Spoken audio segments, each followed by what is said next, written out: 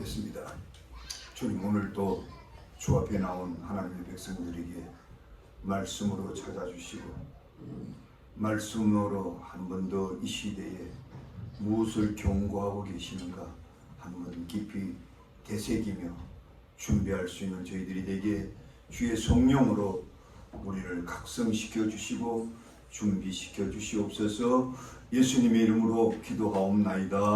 아멘.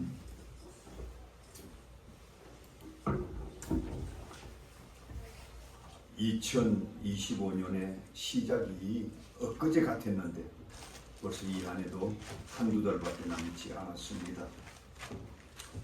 바로 이런 때가 되면 우리 모두는 세월이 정말 빠르구나, 그렇다면 이 한 해를 어떻게 마무리 지을까, 이런 생각을 하게 되죠.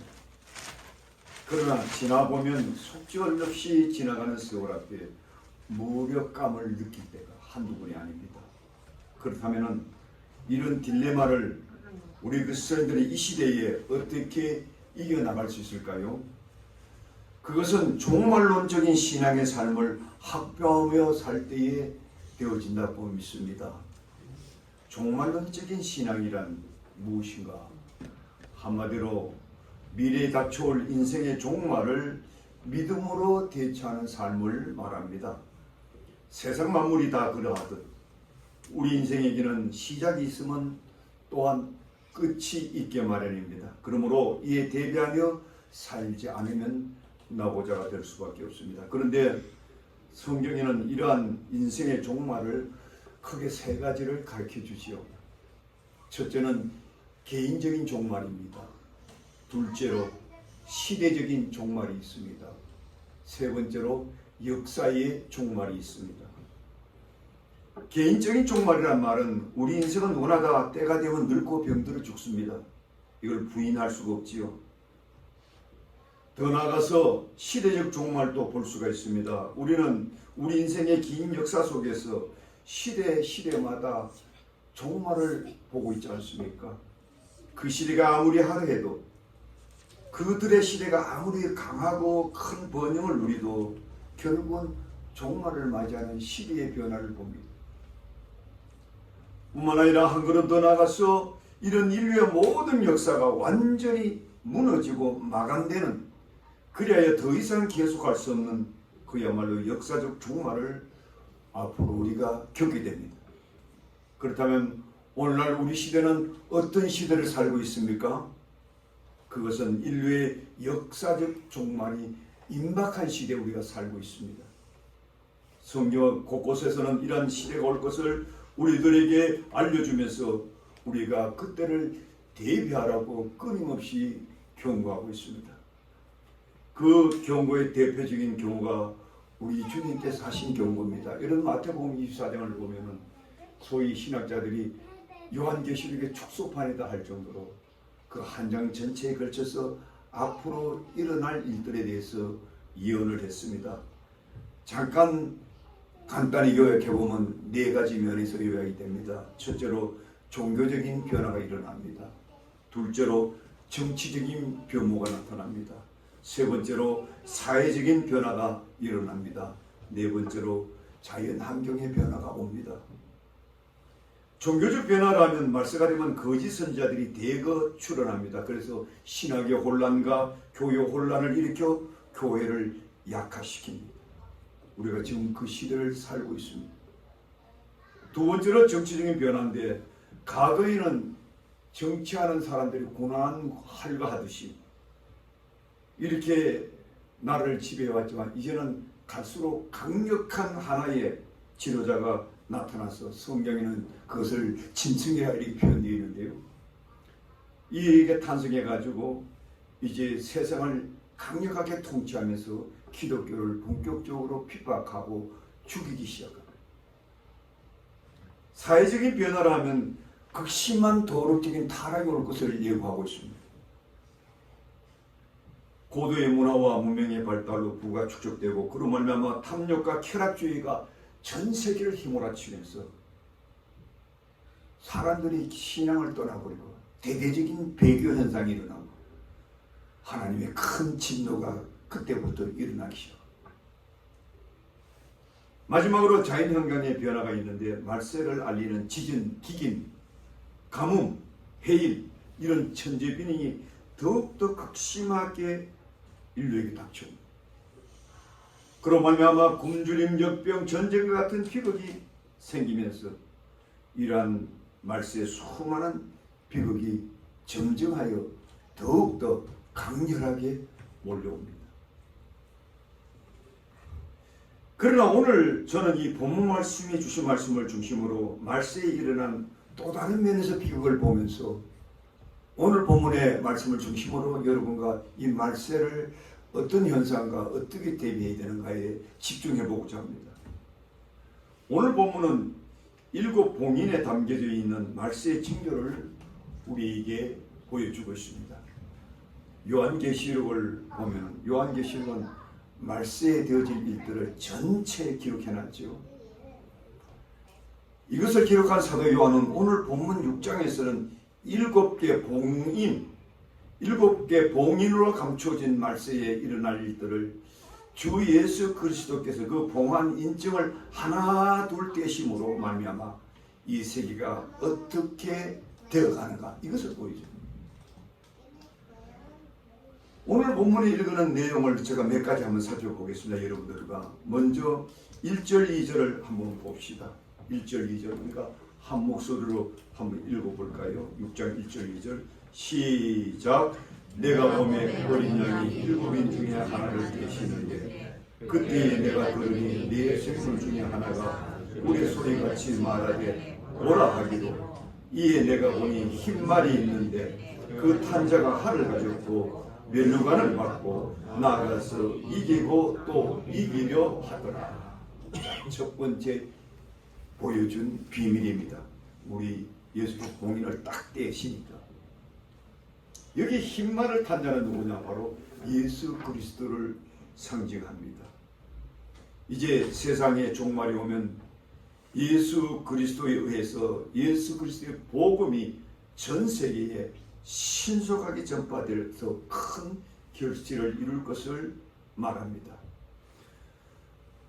이 사실을 우리 예수님도 친히 말씀하셨죠. 이 천국 복음이 모든 민족에게 증언되기 위하여 온 세상에 전파되리니 그제야 끝이 오리라. 우리 예수 그리스도의 복음이 언제부터 시작했어요? 예수께서 이 땅에 오셔서부터 시작했어요. 그때 유대 나라를 시작해서 사마리아로, 그 다음에 유럽으로, 또 그 복음이 아메리카로, 그 복음이 우리 한국으로, 동양으로, 그리고 마지막 아프리카로. 이것이 급진적하게 이제 거의 다 완성이 되어 갑니다. 요새 신학자들이 얘기 들어보면은 지나간 예수 그리스도의 복음의 역사 2000년 역사 동안에 이루어진 사건보다도 지난 100년 전에 더 많이 복음이 전파됐다는 거예요. 지난 100년 이루어지던 것보다 지난 10년에 이루어진 것이 더 많아졌어요. 지금 10년 이루어진 것보다 지금 지난 한 해에 이루어진 역사가 더 많이 이루어졌어요. 이제는 끝에 온 겁니다. 두 번째로는 세계적인 전쟁에 격합니다. 오늘 3절 4절 우리가 같이 한 목소리 읽어볼까요? 3절 4절 우리 한 목소리로 시작. 둘째인을 되실 때에 내가 들으니 둘째 생물이 말하되 오라 하니 이래 다른 붉은 말이 나오더라. 그 탄자가 허락을 받아 땅에서 화평을 지하여 버리며 서로 죽이게 하고 또 큰 칼을 받았더라. 자, 여기 뭡니까? 붉은 말이 나온다는 거예요. 붉은 말. 이 붉은 말은 전쟁을 상징한 말입니다. 말세가 되면 세계적인 전쟁이 점차적으로 크게 확대됨을 보여줍니다. 오늘날도 벌써 확대되고 있지 않습니까? 그런데 그 전쟁이 얼마나 격화되느냐? 인류의 3분의 1이 죽을 정도로 큰 사건으로 비유합니다. 오늘 계시록 9장 18절에 나오는데 여러분 집에서 참조해 보시기 바랍니다. 세 번째로 세계의 자연계에 대해 항폐화가 이루어집니다. 그래야 기근이 도래합니다. 오늘 보면 5절에서 8절인데 우리 같이 한 목소리를 읽어봅시다. 오늘 이 본문 말씀을 제가 중심으로 말씀드리겠는데요. 5절에서 8절 시작. 셋째 이날 때시에 내가 들으니 셋째 승리 말하되 뭐라 하리요. 내가 보니 검은 말이 나오는데 그 탐자가 손에 저울을 가졌더라. 내가 내 생물 사이로부터 나는 듯한 음성을 들으니 한 데나리온의 밀란비로 한 데나리온의 보리소뼈로다. 또 감람류와 포도주는 대치마다 하시라. 자, 이 보니까요 뭐가 나옵니까? 셋째 인을 떼니까 검은 말이 나오더라는 거예요. 또 넷째 인을 떼니까 청황색 말이 나오더라는 거예요. 자, 이 검은 말은 기근을 상징합니다. 청황색 말은 죽음을 상징합니다. 말씀인즉 말세가 되면 인간들이 저지른 죄의 대가로 이 지구는 온탕 기근으로 몸살하게 되는데 그것이 어디서 시작되느냐? 지진, 해일, 홍수, 가뭄 같은 이런 빈번히 나타나는 것을 통해서 점점 갈수록 극심해진다. 여러분 요새 그걸 보지 않습니까? 책을 봐서 얼마나 무슨 일이 벌어집니까?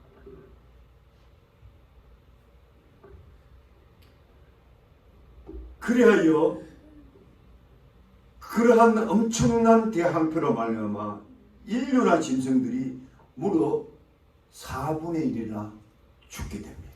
이 8절에 나오잖아요. 8절 4분의 1이라 끔찍한 일이 벌어져. 자, 그렇다면 이런 비극을 여러분들은 어떻게 대처할 방도가 있나요? 저는 이 시간 여러분과 함께 앞으로 일어날 이 세계적인 이 자연의 변동, 즉 이 기근에 대해서 우리가 어떻게 대처하냐, 오늘은 이 말씀을 중심에서만 제가 한번 다뤄보겠습니다. 두 가지 면에서 우리가 준비를 해야 된다. 첫째는 육적인 기근, 두 번째는 영적인 기근. 성경에는 앞으로 닥칠 엄청난 육적인 기근과 그와 못지않게 닥칠 엄청난 영적 기근의 시대를 우리에게 경고하면서 너희들이 이것을 준비하고 있는 날이 묻고 있는 거예요. 먼저 육적 기근을 대비하자는 거예요. 오늘 보면 5절에 보니까 뭐라고 말합니까? 내가 보니 그 탄자가 손에 저울을 가졌더라고. 저울을 가졌더라. 자, 왜 말탄자가 저울을 가졌을까요? 물건을 달아주기 위해서 저울이 필요하죠. 이 말은 이제 세상에 극심한 기근이 올 것을 예비한 것입니다. 양식이 점차 없어지다 보니 모든 형편이 갈수록 빡빡해지니 온통 모든 것을 저울에 달아서 공급해주는 그런 세상이 된다 이 말씀. 마태복음 24장에 보면 예수님도 이런 시대를 예고해서 처처에 지진과 기근이 있으리라 말씀합니다. 얼마나 큰 기근인가 본문에 보니까 한 데나리온의 밀한데요. 한 데나리온의 보리 속도로다 라고 하고 있습니다. 자, 이 화폐의 가치가 과연 얼마나 되겠습니까? 여러분 요새 새로 나오는 영어 성경, 현대인 성경에 보면은 이 화폐의 가치를 이렇게 쉽게 설명해 놨어요. 거기 보니까 하루 품삯으로 밀 한 리터며 한 품삯으로 보리 3리터밖에 없는 흉년이 되리라 이렇게 기록되어 있어요. 여러분 얼마나 끔찍한 시대인 줄 압니까?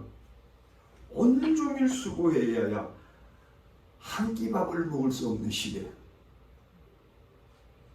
그렇게 되면 세상이 어떻게 됩니까? 온통 아우성하고 분노하고 뭐든 죽겠다고 난리 하는 세상을 보게 된다 이 말입니다.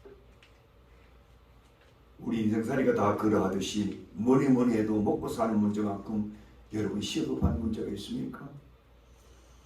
먹고 사는 문제가 점점 더 고달파지고 먹고 사는 문제에 희망이 보이지 않을 때 우리 인생은 얼마나 큰 고통을 받습니까?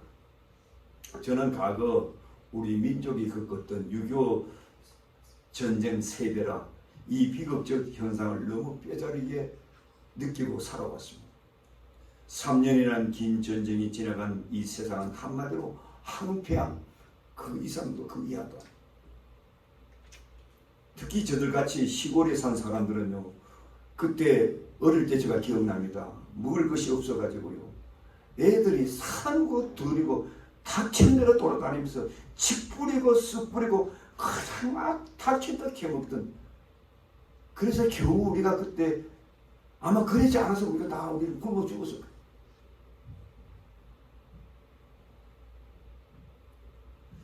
그러나 앞으로 닥칠 역사적 종말의 때는 어떠할까요? 이것도 비교가 되지 않습니다.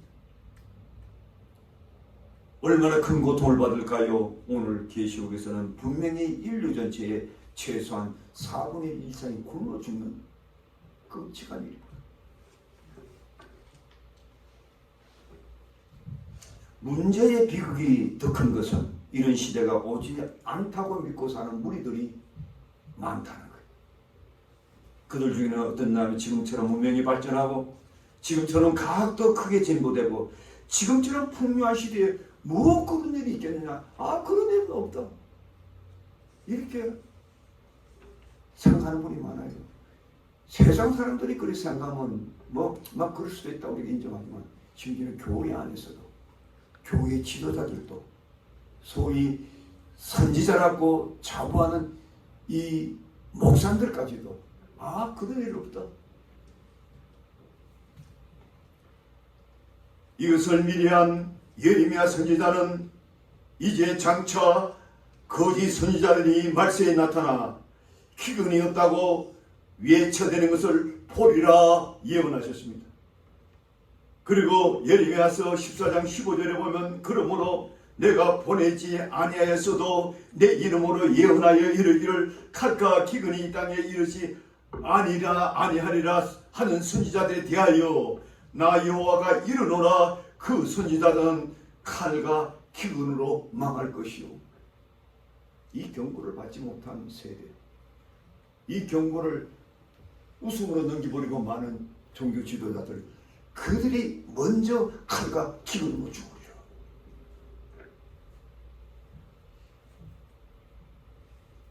여러분, 얼마나 무서운 일이 앞으로 벌어질 거였나 보십니까?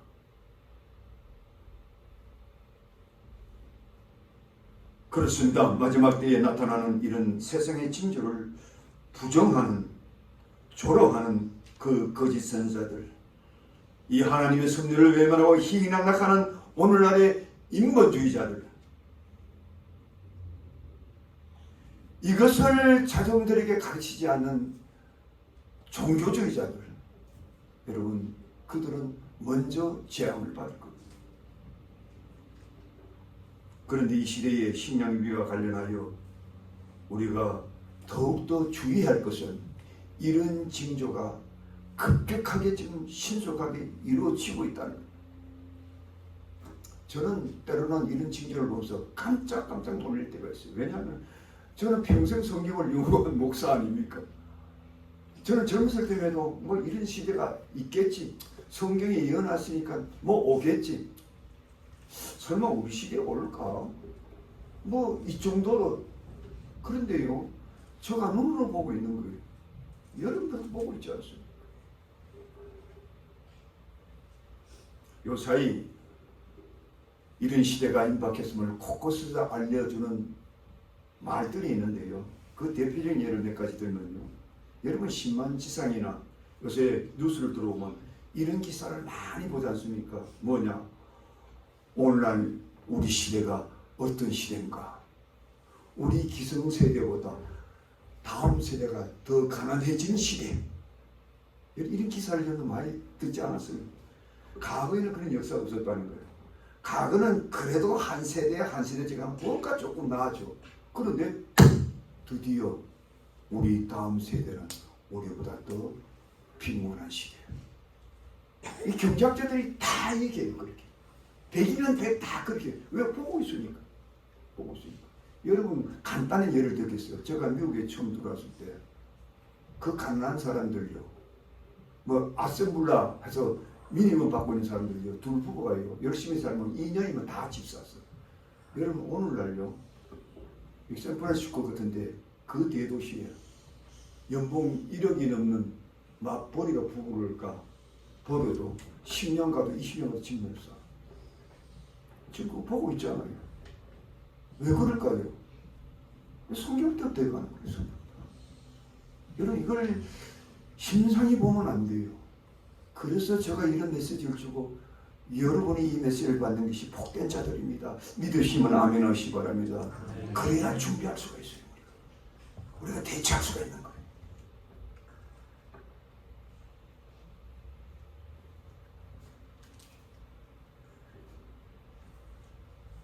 얼마 전에 제가 인류 미래가 어떻게 될 것인가에 대해서 큰 기사가 신문에 났더라고요.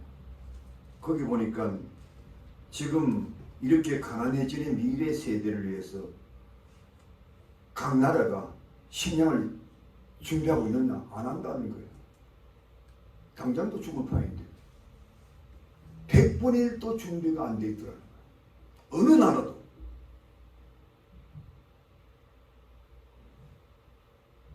만약에 이 캘리포니아 같이 특히 이게 우리 센트럴 밸리라고 해가지고 그 어마어마한 농경지대가 있잖아요.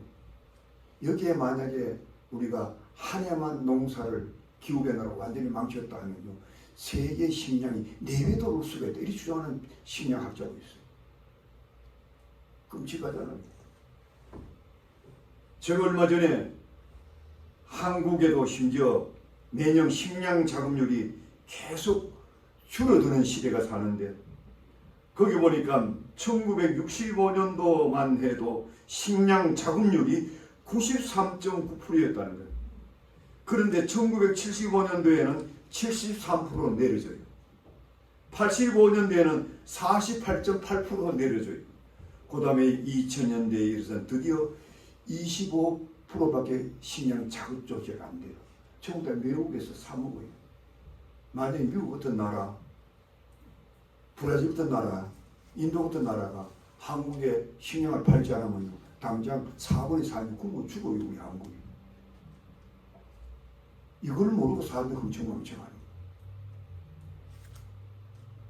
거예요.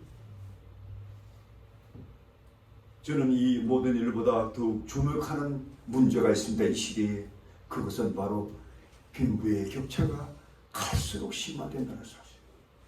저는 이것은 막 수십 년 전부터 보고 있지만요, 지금은 너무 급속도로 번지기 때문에 제가 자꾸 고통이 오는 거예요. 도대체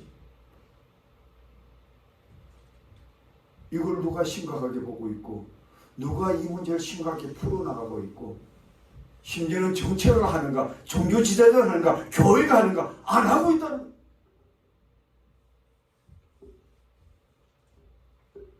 저는요, 한 10년 전만 해도요, 가끔 빈부 격차를 말하는 경제학자들이 이런 경고를 해요. 10%의 부자와 90%의 가난뱅이가 앞으로 되어가는 시대에 우리가 삽니다. 뭐 그러나 보다 하고, 나는 그 중에 어디에 속하는가? 분명히 90%에 속하겠죠, 여러분. 나는. 그런데요, 최근에 와서는 어떤 말을 하는 그 경제학자들이 10%는 말 안 해. 지금 1%의 부자와 99%의 가난뱅이 시대가 이제 도래했다, 이런 말을 돌려야죠. 그런데요, 이것도 아무것도 아닌 거예요. 지금 오늘날 AI 시대가 도래했잖아요. 이제 5년 이내 되면 모든 직업들이 AI로 대체된답니다. 로봇도 다 해버리잖아요. 그것은 뭘 의미하냐? 짭이 다 없어진다는 소리예요. 인간들이 할 수 있는 것이 별로 없어 보이는 시대. 그때가 되면 우리 인류의 대부분은 국가가 주는 배급이나 그 호의에 의존해서만이 살 수 있는 그런 시대. 문제는 국가들이 무신론으로 흐를 때, 공산국가처럼 지도자들이 독재자가 되어갈 때 오늘날 이렇게 흘러갑니다.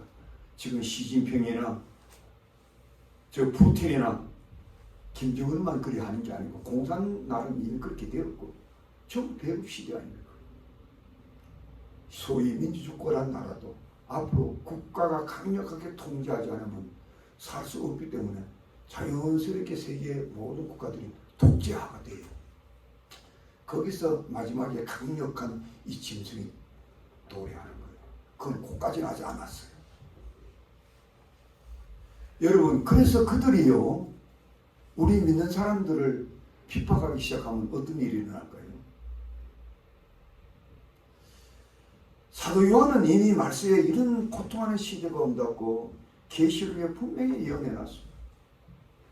계시록 13장 15절 이하에 보면 말세에 한 짐승으로 상징되는 독재자가 나타나 짐승의 우상에게 생기를 주어 말하게 하고, 나는 이것이 AI 기술 아닌가 막 어떤 날 깜짝 놀랄 때, 사실 옛날에 뭐 신학교 다닐 때 제가 신학 공부를 안 했겠어요.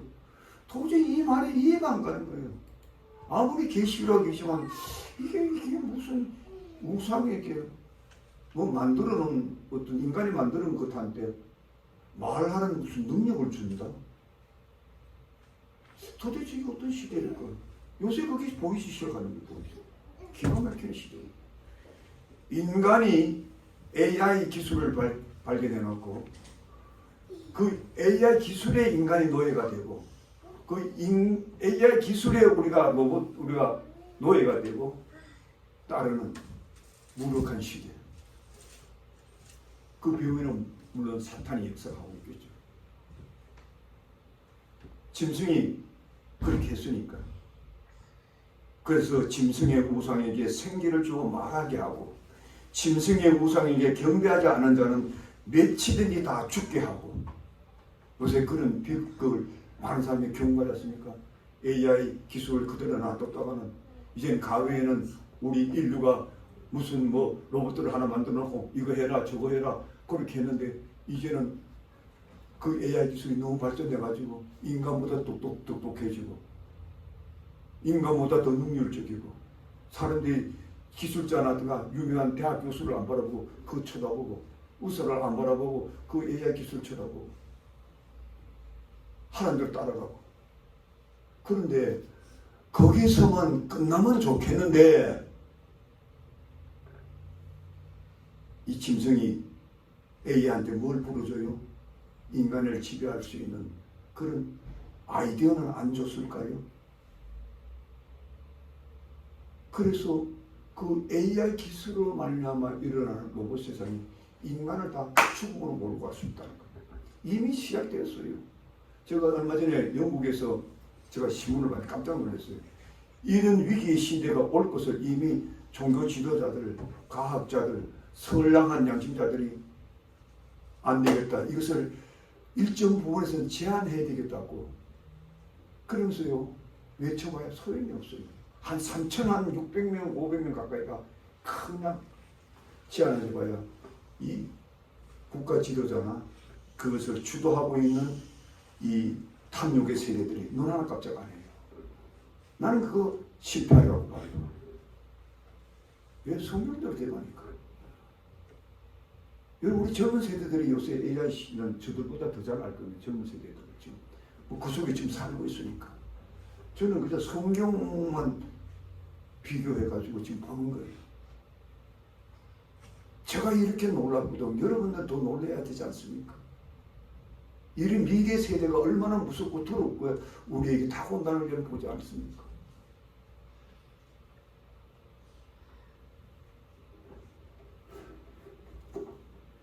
그리하여 오늘 계시록 13장 15절 17절에 보면은 이 짐승 우상에 경배하지 않은 자를 며칠든지 죽일 뿐 아니라 더 나아가서 그 오른손이나 이마에 표를 받게 하고 누구든지 이 표를 가진 자 외에는 매매도 못하게 하는 그런 시대가 도래한다. 끔찍하더래요. 그렇다면 여러분, 이런 혹독한 시대에 맞이할 준비가 되어 있습니까? 저는 세상을 향해서 말하지 않는 거예요. 여러분들에게 묻고요. 그로 말미암은 죽음과 같은 고통의 시대에 어떤 대안을 우리가 갖고 살아야 할까요? 특별히 양식을 얻지 못해 신앙도 저버려야 하고 그 무지막지한 짐승을 따르고 그 짐승이 세운 우상에게도 절레야 영명할 수 있는 그런 육적 기근의 시대가 온다면 우리는 어떻게 대처해야 할까요? 지금부터 물어보시기 바랍니다. 지금부터 여러분들이 해답을 찾으시기 바랍니다. 그거 찾지 못하면 여러분과 나도 추풍 낙엽처럼 휩쓸려 갈 겁니다. 안일하게 있을 때가 아닙니다. 그래서 저는 이러한 육적 위기 시대가 잘 이겨나간 구약의 아주 놀라운 두 분을 이 시간 한번 소개해보자 합니다. 그 첫째는 요셉이라는 사람입니다. 둘째는 엘리야라는 선지자입니다. 자, 요셉은 어떤 사람이니까? 요셉 당시에 그 세계적인 기근이 닥친 때가 있습니다. 그 위기가 중동을 다 덮쳐버렸어요. 근데 그것을 아주 슬기롭게 유일한 인물이 요셉입니다. 요셉은 당시 어린 나이에 형제들의 미움을 받아 애굽 제국에 팔려갔지요. 그때 시대적으로 큰 가뭄이 온 거예요. 이러한 위기를 범급과적으로 대처할 수 없는 바로가 바로 요셉의 건의를 받아서 그 위기를 헤쳐나갑니다.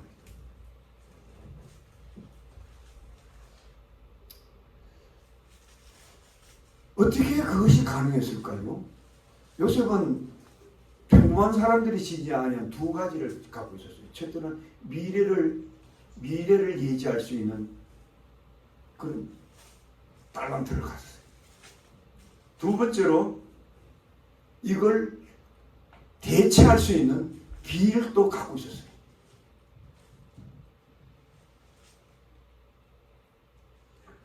그는 어릴 때부터 미래를 내다보는 안목이 아주 탁월했습니다.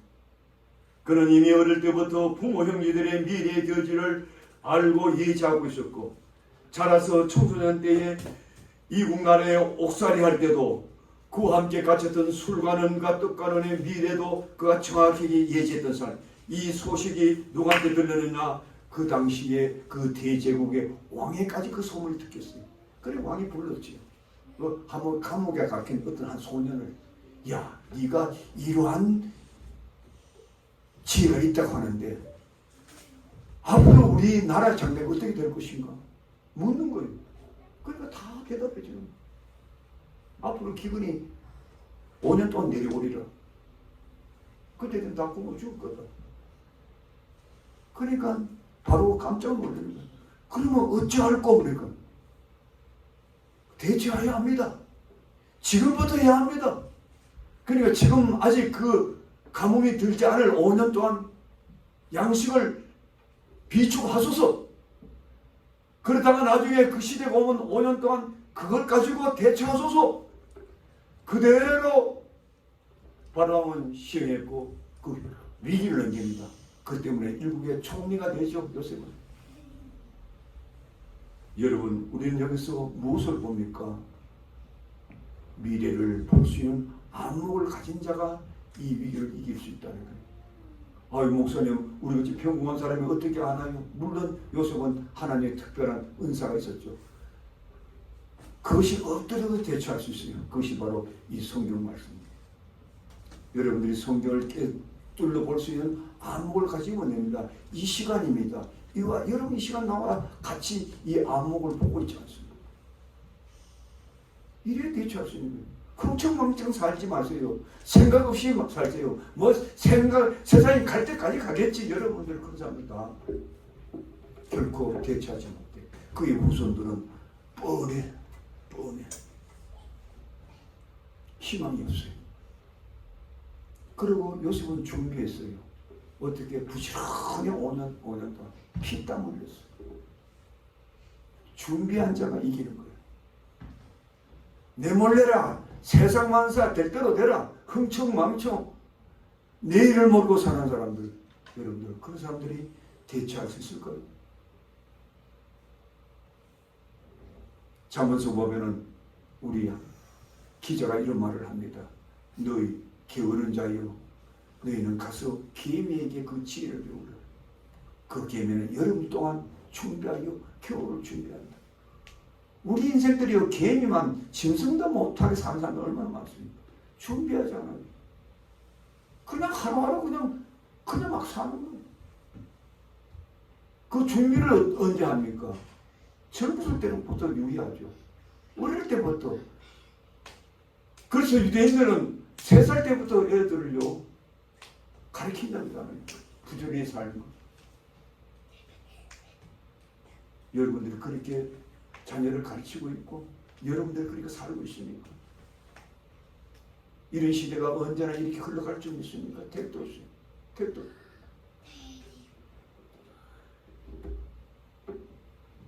두 번째로 엘리야를 봅시다.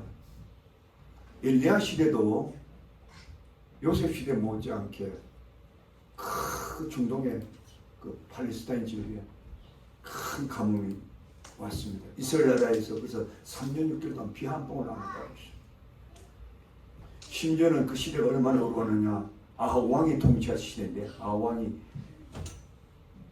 왕도 먹을 것이 없어가지고 자기가 손수 짐승을 이끌고 물을 찾아 나선 모습이 거기에 나옵니다. 이것을 누가 해결하나요? 엘리야가 하는 거예요. 근데 그때 그 이스라엘 나라가 그렇게 큰 가뭄이 들고 다 죽게 된 것은요, 이스라엘 백성들이 죄를 지어가지고. 그때 여왕이 누구냐? 이세벨인데요. 이세벨이 아합과 결혼할 때 그 나라에 갖고 있는 바알신을 가져왔어요. 근데 이스라엘 백성들이 하나님을 믿다가 처음 바알신으로 다 빠져버렸어요. 하나님 배반했죠.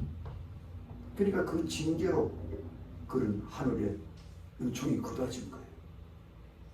그런데 그런 사태가 잘못되었다고 여호와의 종교에서 바알의 종교를 갖다가 계속 엘리야가 막 아합에 지적하니까 아합 이게 죽이고 싶죠. 저놈의 새끼 말이에요. 저놈의 자식이 말이에요. 재수 없는 소리 자꾸 하고 앉아요. 그런데 그들이 말을 안 들은 거예요. 그래 다 죽게 생겼죠. 그런데 그때 하나님께서 아합에게 네 이거 정말 해결하기 위해서 아합을 정면으로 다시 만나라. 그 나중에 가멜산에서 대결하잖아요. 엘리야가 이기잖아요. 사실 그 아합을 만나라는 건요, 우리 인간적으로 볼 때는 죽음을 불사해야 돼요. 안 그래도 이놈이 말이요, 죽을 판인데 이게 자꾸 엉뚱한 소리 하고 앉았으니 뭐 눈에 줄불이 나죠. 죽이고 싶죠. 그런데 왕을 만나니까 그 죽음 앞에 그 왕한테 만나면 어떻게 되면 죽죠. 그런데 엘리야가 그대로 순종하는 거예요. 죽음을 각오하고. 여러분, 거기에 성경에 그게 역대하를 보면, 역대상을 쭉 보면은요, 그때 얼마나 위기임에도 불구하고 하나님은 엘리야를 결코 굶주리게 하지 않았어요. 어디 보냅니까? 그리 시내가에 보내는 거예요. 그리 시내가에 거기는 아직 물이 흐르고 있어요. 그 물을 마시면서 그 까마귀 나무에서 떡을 먹고 있어요. 그러니까 기근에도 엘리야만 그 고통을 안 받고 있죠. 그러다가 그 물맞에 떨어지니까 하나님께서 어디를 보내요? 사르밧 가부지를 가라는 거예요. 그래 또 명령하니까 또 갔지요. 가니까 사르밧 가부가 그 아들과 함께 한 움큼만 남겨놓은 밀가루를 마지막으로 떡을 만들고 이제 죽으려고 그렇게 작정하고 있는데 그때 딱 보낸 거예요. 그러면서 하나님께서 그 사르밧 가부에 만든 그 떡을 네가 얻어 먹으라는 거예요. 여러분 기가 막히잖아요. 여러분 같으면 나 같으면 가서 그걸 얻어 먹겠어요. 그 벼룩에 간 내모라는 것도 더 힘든 건데 엘리야도 못할 노릇이고 사르밧 가부도 못할 노릇이라. 왜? 내 새끼가 당장 굶어 죽을 판인데 무슨 엉뚱한 선지자가 왔다 해서 자두시 이래 하겠어요. 말도 안 되는 소리죠. 그런데 이상하게요, 그 명령대로요, 엘리야도 순종하고 사르밧 가부도 순종하는 거예요. 이게 놀라운 거예요. 그런 역사가 있었노? 3년 6개월 동안 이스라엘 나라에요. 그리고 그 사르밧 가부의 그 뭡니까? 기름통에 양심이 꺼지지 않는 거예요. 우리는 이러한 사건을 보면서 한 가지 결론을 당합니다. 우리가 아무리 위기가 당하고 아무리 그런 가뭄에 죽는 한이 있어도 우리 그리스도인들이 하나님의 명령에만 따르면 반드시 하나님께서 책임져 준다. 믿음을 안매우시기 바랍니다. 제가 계속해서 강조하는 이유예요. 오늘 이것은 말씀을 비워서 내가 이 다루지만요, 과거에 이렇게 살아온 사람들 보고 늘 제가 안타깝게 말씀할게요. 여보시오, 주일날 일 나가고 하지 마시오. 주일날 예배 드리세요. 근데 그 사람들이 내 말 듣습니까? 신앙이 없기 때문에. 아니 당장 오늘 가서 내가 뭐 돌을 안 오면 당장 굶어 죽을 판인데 이 목사가 이상한 소리 하고 앉아있는데 저 왜 이렇게 나를 봤을 거 아닙니까? 또 그렇게 그러니까 또 마지 못해서 또 한두 번 이제 듣다가 또 돌아서 또 돌아서 5번 주에도요 못난 교인 몇이 있어요. 그 교인들이 나한테 저지난 주에 그래요. 목사님 이번 주는 목사님 교회 못 나가겠습니다. 왜 그래요? 일 가야 됩니다. 그러니까요 하는 소리가 그 미안 소리를 간 소리. 목사님 소리 짧게 하세요.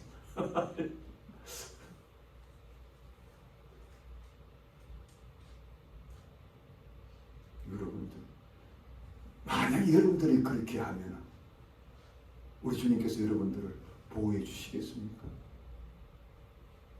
안 되는 거예요. 하나님의 명령이에요.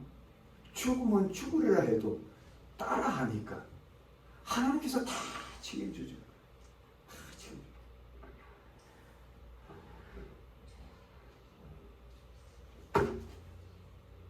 그것이 6절을 보여주는 6절. 우리 6절 한번 다시 한번 봅시다. 우리 6절. 우리 같이 한 목소리로 읽읍시다. 6절. 6절 한 목소리로 시작. 내가 내 생을 살고 나는 듯한 소리를 한 대라는 애 물려 한 대요. 한 대라는 애 버릴 수 없대라. 또 감람유와 포도주는 해치 말라. 여기 감람 그렇게 하면서도 다 굶어 죽을 판인데 뭐라고 명령합니까? 그런 와중에도 감람류와 뭐예요? 포도주는 해치 말라. 이 감람나무 포도주가 누구를 말합니까? 하나님의 명령에 신실하게 순종하는 신실한 그리스도인들을 말하는 거예요. 무슨 소리 믿습니까? 아멘. 깊이 여러분 들어야 돼요. 죽을 일을 만나도 주님 뜻대로 살면 하나님께서 책임져 준다니까요. 믿으시면 한 번 더 크게 아멘 하시기 바랍니다. 내가 뭐 좋은 직장 갖고 연봉 뭐 나는 몇 억씩 받아. 에이 그 뭐 목사님 그런 소리 안 해도 돼. 천만의 말씀. 그런 직장도 다 떨어질 날이 와. 지금 요새 보세요. 구글이나 아마존이나 마이크로소프트나 지금 요새 레이업되는 사람, 옛날에는 레이업하면 밑에 있는 사람도 쳤어요. 요새는요 제일 위에 있는 사람보다 레이업시켜요. 연봉 10억씩 받는 애들. 왜 그럴까요? 저들도 살라고 회사도 살라고 돈 많이 받는 사람보다 먼저 쳐.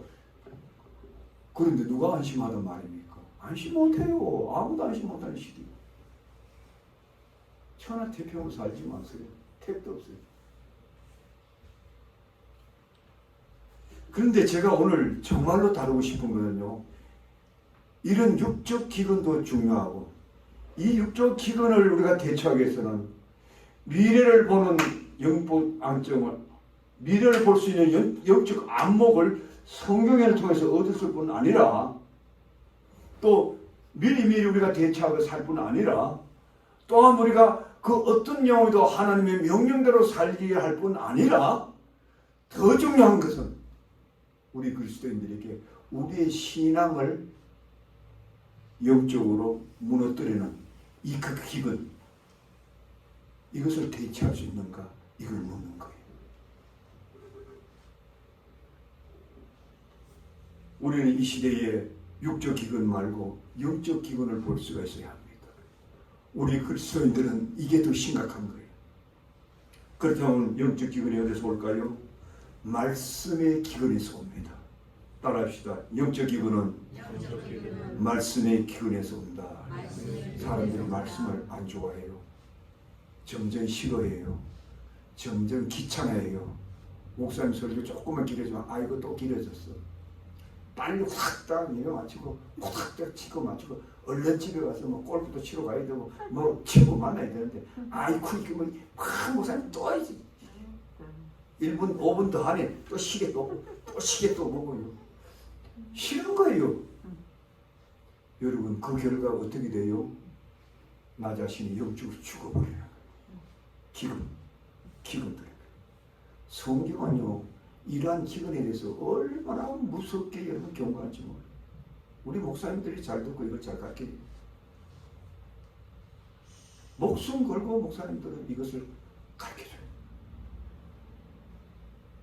우리의 육신이 양질의 양식을 먹어야 건강하듯이 우리의 영혼은 하나님의 말씀을 먹고 살아야 강건하게 되는데 이 양질의 하나님의 말씀을 얻어먹기가 점점 어려운 시대가 왔다. 구약의 아모스 선지자는 장차 이처럼 영적 기갈의 시대가 도래할 것을 이렇게 예언했습니다. 아모스서 8장 11절에 보면 주 여호와께서 이르시되 날이 이를지라 내가 기근을 땅에 보낼지니 양식이 없어 주림이 아니며 물이 없어 가람이 아니요 여호와의 말씀을 듣지 못한 기갈이라. 사람이 이 바다에서 저 바다까지 북에서 동까지 비틀거리며 여호와의 말씀을 구하려고 달려 왕래하되 얻지 못하리니 그날의 아름다운 처녀와 젊은 남자가 다 가라며 피곤하리라. 무엇을 말씀하는 겁니까? 사람마다 신령한 하나님의 말씀을 얻지 못하여 아주 허덕이는 내게 쭉 빠져있는 그처럼 아름답던 처녀도 그처럼 강건해 보이던 젊은 청년도 말씀을 듣지 못해서 쇠약해지고 신음하는 이 시대 우리가 살고 있다. 그걸 여러분 보고 계십니까? 보고 계시냐고 묻고 있는 겁니다. 요새요 젊은 세대를 보세요. 나는 요새 젊은 세대를 보면 미쳐 돌아가는 세대구나. 요새 우리 한국에 뭐 K-팝이다 뭐다 막 난리지기지요.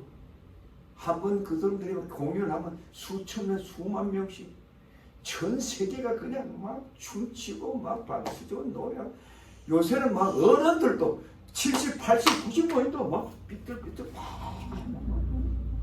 막 행복해가지고 시보답니다. 이래가지고 우리 한국 K-팝이 전 세계 돈도 많이 벌고 돈도 많이 끌어들이고 야 K-팝을 세계에 막 전파하자. 여러분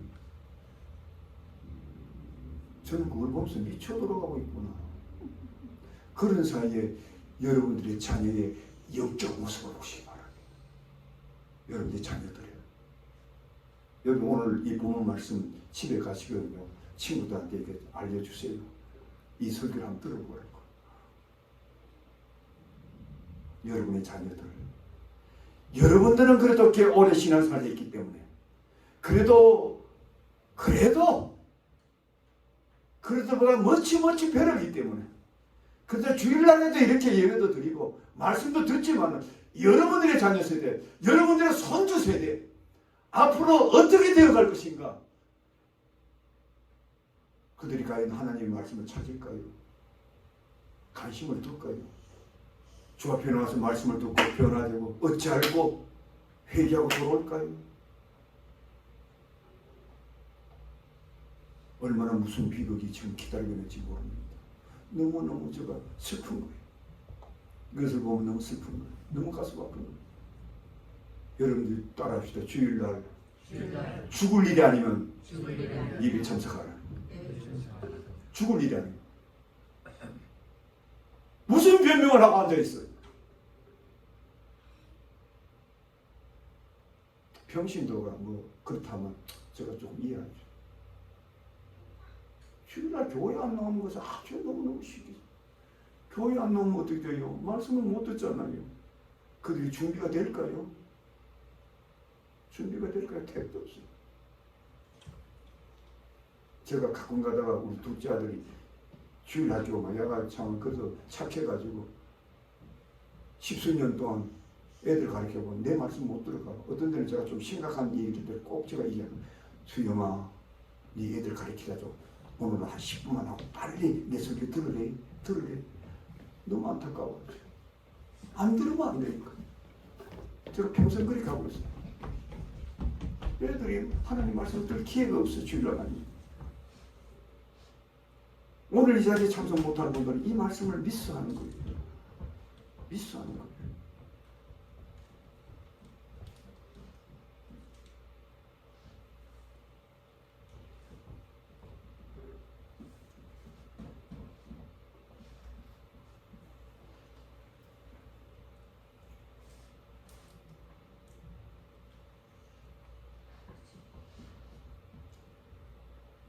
저 바다에서 북에까지 동해까지 비틀거리며 여호와의 말씀을 구하려 해도 얻지 못하는 이런 악타운 시대.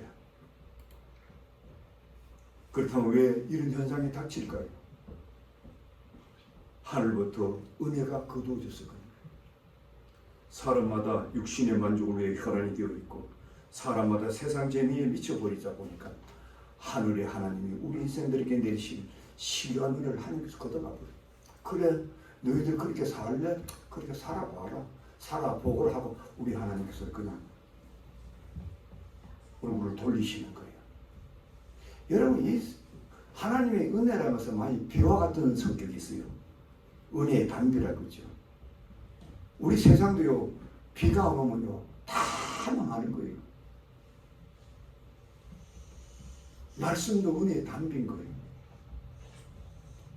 그 담배를 우리가 받지 않으면 우리는 다 메마르고 다 영적으로 굶어 죽어버려요. 그렇게 되면 우리 영혼은 쇠약해질 수밖에 없고 이로 인해 우리 정신계는 물론 육체마저 망가지고 병들게 된다 이 말씀. 이사야 선지자는 이러한 슬프고 서글픈 우리 인생들의 모습을 이렇게 읊었습니다. 슬프다 범죄한 나라요 허울진 백성이요 행악의 종자요 횡의가 부패한 적식이로다. 그들이 여호와를 버리며 이스라엘의 거룩한 자를 만홀히 여기고 멀리 물러갔도다. 그 결과가 어떻게 되었을까요? 온머리는 병들었고 온 마음은 피곤하였으며 발바닥에서 머리까지 성한 곳이 없이 상한 것과 터진 것과 매를 맞은 흔적뿐이오늘 그것을 짜며 싸매며 기름으로 유함을 받지 못하였도다. 얼마나 비참해진 우리 인생의 모습입니까? 이 모습이 우리의 모습들이 아닌가 찾아보시기 바랍니다. 과연 우리가 무엇이 우리 인생을 알고 이렇게 말씀을 떠나게 했을까? 우리 육신의 아래는 이 탐욕. 전도서 기자가 말했듯이 만물의 피곤함을 말로 다 할 수 없으니 눈은 보아도 족함이 없고 귀는 들어도 차지 않는 그 끊임없이 우리 안에 분출되는 육신의 정욕으로 말미암아 우리 인생은 더욱 나약해지고 병들고 무너지고 마는 것이 오늘날 말씀을 가는 우리들의 모습이다 이 말씀. 바로 이런 위기 시대에 틈탄 거짓 선지자들이 대거 출현하여 성도들에게 달콤한 말씀만 전합니다. 정말 맑고 깨끗한 하나님의 꼴을 먹이지 않고 온갖 독초가 무성한 잡풀만 먹입니다. 편안하다. 그냥 대충 믿어라. 뭐 그래도 된다. 그래 뭐 별 수 있겠나. 뭐 그럴 수도 있지 뭐. 어찌할 수 없지 뭐. 살다 보면 어떻게 하겠나. 먹고 살아야지 뭐. 교회 안에도 뭐 모른 척 해주고. 이것이 거짓 선지자들이라는 거예요. 성경에서.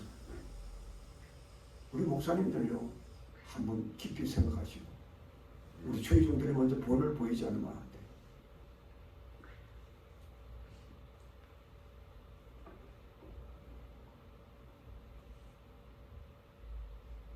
그렇다면 과연 이러한 영적 기가 시대에 우리 성도들이 살 길이 무엇일까요? 가장 중요한 겁니다. 한마디로 말씀으로 돌아가야 됩니다. 따라합시다. 말씀으로 돌아가자. 말씀으로 돌아가자. 지난 과거 육신적 정욕에 끌려 살던 우리의 누처를 가감히 진산하고 말씀으로 다가와야 돼요. 그렇지 않으면 희망은 조금이 없어요. 희망이 없기 때문에 그런 거예요. 우리 자녀들도 마찬가지. 그들도 세상에 세상이 주는 온갖 누추한 문명이 주는 그 찌꺼기들을 청산하고 주님의 말씀 앞으로 나오지 않으면 그것도 희망이 없어요. 저는 그렇게 믿어요. 적어도 신실하게 성경 신학을 했다면 우리 교육자들은 다 그렇게 믿어야 돼요. 그렇지 못하면 우리 주의 종들이 거짓 선자가 될 수가 있어요. 호세아 선지자는 이런 희망 없는 우리 인생들에게 이렇게 혹독하게 책망합니다. 내 백성이 지식이 없음으로 망하는도다. 내가 지식을 버렸으니 나도 너를 버려 제장이 되지 못하게 할 것이요. 내가 내 하나님의 율법을 잊었으니 나도 내 자녀들을 잊어버리리라.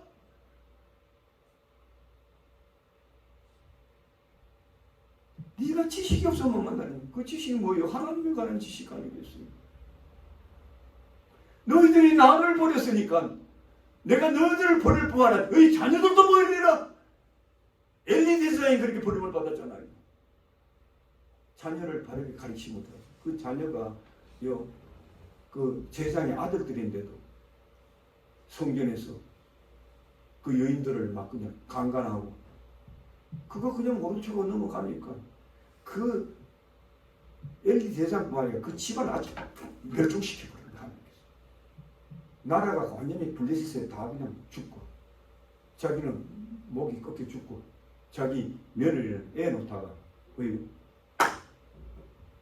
남편이 전쟁에 죽은 소식을 듣고 고통한다고 죽어버려요.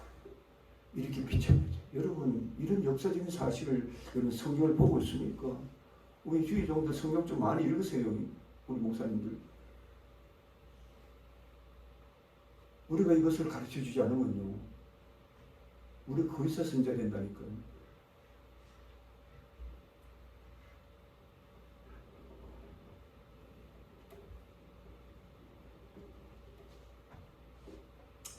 참으로 슬픈 일입니다. 그러나 우리가 이 사실을 알고 하나님을 다시 찾으면 거기에 소망이 있는 겁니다. 축복의 길이 거기 있는 겁니다.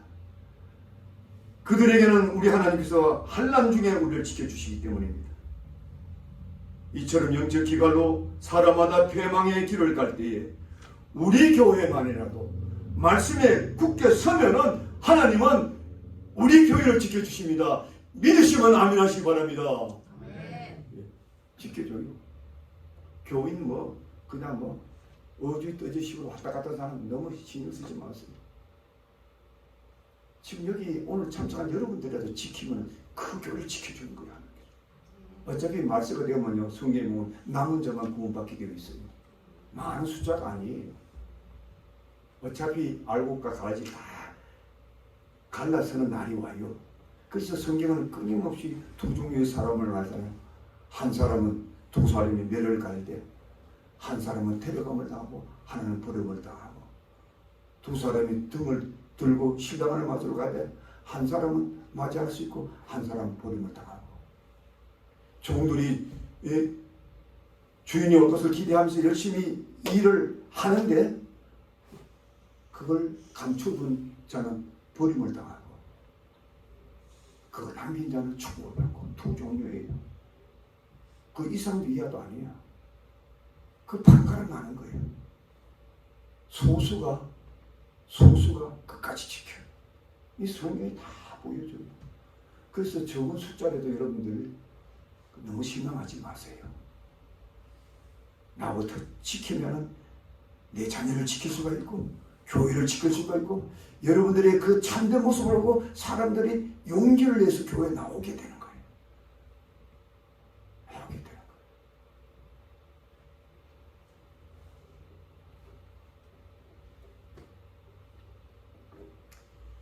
우리 과거의 위대한 믿음의 선배들이 다 그런 신앙으로 승리했어요. 욥을 보면 욥기 5장에 보면 그가 기근의 때에 전쟁의 때에 칼 건세에서 너희를 구속할 수 있죠.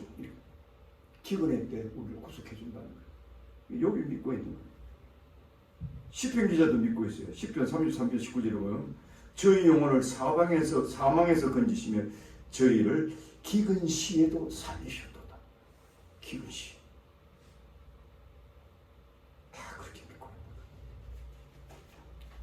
제가 결론적으로 말씀드립니다. 앞으로 지금 이미 시작되었습니다. 기근의 시대가 왔습니다. 육신의 기근도 우리가 이미 보고 있고 또 영적 기근 시대도 온 겁니다. 그래서 우리는 신앙생활 진짜 하기 어려운 시대입니다. 그럼에도 불구하고 요셉처럼 미래를 보는 안목을 갖고 우리가 지금부터라도 준비하고 지금부터도 영적으로 준비하고 말씀 안에 굳게 서면 우리 하나님께서 축복해 주시고 승리하게 하십니다. 믿으시기 바랍니다. 믿어야 돼요. 저는 이것을 위해서 지금 기도하고 있습니다. 아마 모르겠어요. 제가 살아생전에 주님이 오시면 저는 여기서 이런 기도를 해요. 여러분 감히 밝힙니다. 이런다고요. 하나님 적어도 우리 교회를 통해서 그때 때문에 두 종류가 쫙 갈리기 때문에요. 한 종류의 사람들은 쫙 신앙을 물러갑니다. 계시록이 다 나와요. 다 재앙을 받으면서도 짐승을 따르는 세력이 있어요. 그런데 아주 소수의 무리는 하나님께 돌아와요. 아마 그때 이 자리에 돌아올 사람이 있을 겁니다. 여러분들 그들을 안고 가야 돼요. 그들의 양식도 여러분들이 준비해야 돼요. 제가 준비하고 여러분들이 준비하고 그들을 육의 영의 양식이든 육신의 양식이든 우리 하나님께서 그런 자를 보내줄 겁니다. 교회에. 영의 양식은 목사님들이 짊어져야 되지요. 그리고 육의 양식도 때로는 주의종들이 짊어질 수 있어야 돼요. 저는 하나님께서 이 성경을 주신 거예요. 그냥 여사로 보지 않습니다. 아마 그런 시대가 오면 이 성경의 역할이 엄청나게 크게 할 거예요. 아마 그런 시대가 임박하면 이거보다 10배 되는 그 성경도 주실 수 있을 것이다. 저는 그렇게 믿어요. 왜냐하면요. 나는 그 시대가 언제인지 정확히는 몰라요. 제가 뭐 돈 한 푼이라도 있어서 이 성경을 하는 게 주셨습니까? 그게 아니잖아요. 모든 걸 다 잃었을 때도 주신 거예요. 그거는 준비하는 뜻입니다. 여러분 자부심을 가지세요. 여기 사시는 분요. 자부심을 가지세요. 내가 뭐 힘들고 어려우니까 여기서 목사님 같이 사나 보다. 절대로 이런 생각을 하지 마세요. 절대로 그냥 하나님께서 여러분들 특별히 생각하시고 기억하시고 여러분들에게 만약에 사명이 있기 때문에 여기 나를 보냈노라 그런 믿음을 한번 가져보세요. 하나님께서 여러분들 지키십니다. 믿으시면 아멘하시기 바랍니다. 우리는 나약하게 살 필요가 없어요. 주님 끝까지 믿고 의지하면 하나님께서 여러분과 저를 책임지시고 반드시 승리하게 할 겁니다. 그런 역사가 충만하기를 주의 이름으로 축복드립니다. 기도합시다. 아버지 하나님 감사합니다. 오늘도 말씀을 주셔서 감사합니다. 정말 세상이 갈수록 말로 표현할 수 없을 정도로 기가 막힌 세상으로 되어가는데 우리들은 아무 생각도 없이 막연하게 덤덤하게